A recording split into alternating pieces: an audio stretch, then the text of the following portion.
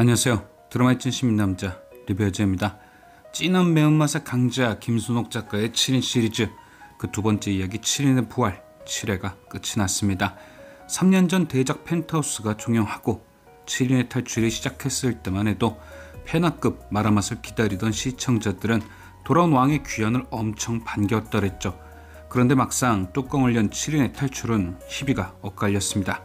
굳이 경쟁작이었던 연인이 아니었더라도 드라마 전개나 스타일이 너무 호불호가 갈렸었죠.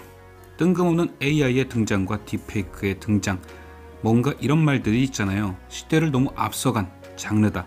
딱 7인의 탈출이 그랬습니다. 느닷없는 유니콘과 멧돼지의 등장, 그리고 20대에서 40대로 페이스오프하는 주인공의 변신. 하지만 그래도 저는 그 나름대로 흥미롭고 재미있었습니다. 주변에서 남들 다 하는 연인을 하지 왜 이걸 하고 있냐 소리를 해도 꿋꿋이 7인의 탈출 리뷰를 끝까지 완수했죠. 그런데 솔직히 반년 만에 시작된 7인의 부활은 이런 저조차도 혀를 내둘렀었습니다. 왜냐, 7인의 탈출을 보신 분들은 아시겠지만 주인공 금나이의 악행은 진짜 역대급 악녀 그 자체였거든요. 그런데 그런 금나이가 자신의 욕망을 위해 친자식까지 버린 금나이가 동영상 하나에 개과천선을 한다? 아무리 개연성이 중요하지 않은 순옥들라고 해도 금나이의 변신은 선은 넘었던 거죠.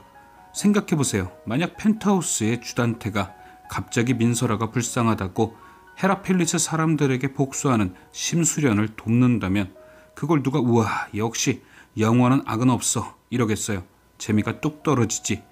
그런데 7인의 부활은 그 어려운 것을 저질러 버렸고 역시나 그 상황을 이해하기 힘든 시청자들은 떠났습니다. 그리고 시청률은 곤두박질 쳐버렸죠. 그래서 저는 오늘 7회도 방송 전까지 기대를 안 했습니다. 또 금나이 개과천선 개연성 까느라 스토리가 눈물바다겠구나 싶었거든요. 그런데 역시나 7회 방송을 시작하고 10분 동안 금나이의 입전개가 시작되었습니다. 내가 왜 메두사가 될 수밖에 없었는지 아주 요목조목 상세히도 설명해줬죠. 결론은 그거였습니다. K에게 비굴하게 목숨을 구걸하고 살아남은 뒤 자신은 내 선택이 틀린 것이 아니란 것을 믿기 위해 정당성을 찾아야 했다. 그래서 미친 듯이 K를 이위소로 만드는데 일조했다.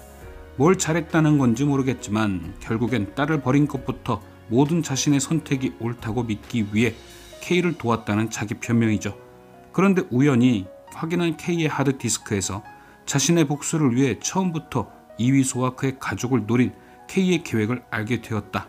결국엔 이위소와 방다미를 자신의 복수에 이용한 K에게 자신 또한 이용당했다는 얘기를 하고 싶은 건지는 모르겠지만 어쨌든 모든 시작은 K라는 얘기를 합니다. 그리고 하이라이트. 그러다 보게 된 다미의 마지막 모습 때문에 마음이 너무 아팠다. 끝까지 엄마인 나를 지켜준 다미 때문에 너무 큰 죄책감이 밀려왔고 죽고 싶었지만 K를 먼저 죽이고 죽기 위해 메두사가 되었다. 올해 들어본 변명 중에 가장 뻔한 변명이었습니다. 주영주에게 그 큰 돈을 주면서 치워달라 그럴 땐 언제고 이제 와서 갑자기 메두사라니. 솔직히 7인의 부활 기다리면서 가장 먼저 복수당해서 없어져라 빌었던 게 금나이였는데 그런 금나이가 이런 말도 안 되는 서사를 깔면서 개과천선 히어로 흉내를 내니 환장하는 거죠. 그런데 7회가 다 끝나고 갑자기 기분이 좋아지며 다시금 7인의 부활이 기다려지기 시작했습니다. 왜일까요? 곤방까지 와 이건 말도 안 돼, 이건 아니지 했던 아재가 왜 7회가 끝나고 다시금 두근두근 했을까요? 그건 제 바람이 이루어졌기 때문입니다. 무슨 바람? 금방 제가 말씀드렸던 바람. 7인의 부활이 시작하면 금나이가 제일 먼저 복수당해 죽었으면 좋겠다 했던 그 바람. 그 바람이 이루어졌다는 거죠. 즉 금나이는 내일 8회에 퇴장각이 세게 왔다 라는 느낌. 오늘 금나이는 그동안 자신이 계획했던 복수국을 결단했습니다. 양진모와 고명재 가짜 결혼 생활을 터뜨린 후 기자들을 피해 도망치는 두 사람을 납치했고 자신의 정체가 메두사인 것을 눈치챈 K는 아지트로 유인해 납치. 알거지가 된 남피로와 차주라는 도망 다니던 것을 붙잡아 납치를 했죠. 그리고 금나이는 그렇게 납치한 자들을 지하 감옥에 묶어두었습니다. 딱 한 사람 모네만 빼고 말이죠. 원래 계획대로였다면 한모네가 저 지하 감옥에 빠질 수 없는 인물이긴 하지만 황찬성의 반대 때문에 모네는 잡아올 수 없었던 것. 애초에 매도사가 될 수 있었던 이유도 황찬성의 세이브 때문이었고, 그런 그가 한모네를 요구했기에 황찬성의 반대를 인정할 수밖에 없었던 거죠. 대신 비어있는 한모네의 자리는 황찬성의 요구에 따라 민도역으로 채워졌습니다. 자, 그럼 7회를 장식한 이 복수극에서 왜 7인이 아닌 금나이가 죽을 것 같은지 설명을 해보죠. 가장 첫 번째 이유는 황찬성의 배신입니다. 방금 전에도 언급했듯이 황찬성과 금나이는 계약을 했는데요. 그 계약 내용은 이거였죠. 금나이는 티키타카를 황찬성에게 넘겨줄 테니 세이브의 모든 비밀을 알려달라였고, 황찬성은 네 말대로 해줄 테니 그 조건에 한모네까지 껴달라였습니다. 즉 여기서부터 오류가 생기죠. 금나이의 최종 목표는 7인의 전멸이고 그중 한모네는 메인이나 다름없는데, 딜을 하는 황찬성이 한모네는 살리길 원한다. 그러니까 애초에 둘 중 하나는 배신을 할 수밖에 없는 계약이었던 겁니다. 금나이는 한모네를 없애려면 계약을 깨야만 하고, 황찬성은 한모네를 지키려면 금나이를 없애야 하니까요. 결국 누가 먼저 배신을 하느냐가 문제였던 건데, 먼저 시동을 건 쪽은 황찬성이었죠. 그는 한모네와 이중 계약을 해버렸으니까요. 한모네가 금나이를 없애는 걸 돕겠다는 계약, 즉 판 자체가 지하 감옥 밖에 있는 황찬성과 한모네에게 유리한 판인 거죠. 이어서 금나이가 죽을 것 같은 두 번째 이유는 사망 플래그입니다. 이런 장면이 나왔다 하면 꼭 죽게 되는 그런 복선이 오늘 7회에 있었죠. 바로 강기탁에게 남긴 편지.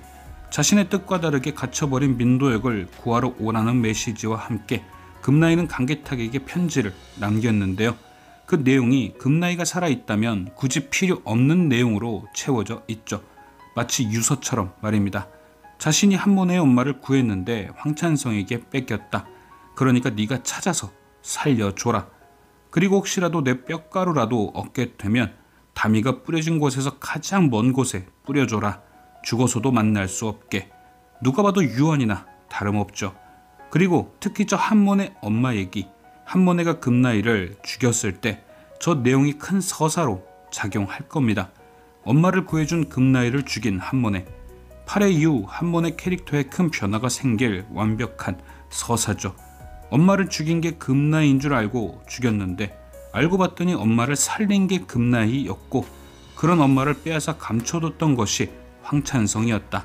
황찬성과 한모네의 대립각이 생기기 딱 좋은 서사. 그 외에도 금나이의 사망 플래그는 많습니다. 7인의 탈출과 7인의 부활의 데칼 연출. 7인의 탈출 8회에서 누가 죽었나요? 바로 방칠성이 죽었죠. 그가 어떤 사람이었죠? 돈에 눈이 멀어 손녀인 방다미를 진짜 모질게 대했고, 차후 박난영으로부터 진실을 알게 된 뒤 급 개과천선을 했죠. 그리고 어떻게 되었나요? 다미가 죽은 가곡지구에서 뻥 터져버렸죠. 금나이와 비슷하지 않나요? 방다미를 있는 대로 괴롭히다 급 개과천선한 사람, 그리고 그 죄책감에 다미의 복수를 준비한 사람, 강기탁과 민도역을 지키기 위해 죽은 방칠성, 역시나 민도역과 강기탁을 지켜야만 하는 금나이.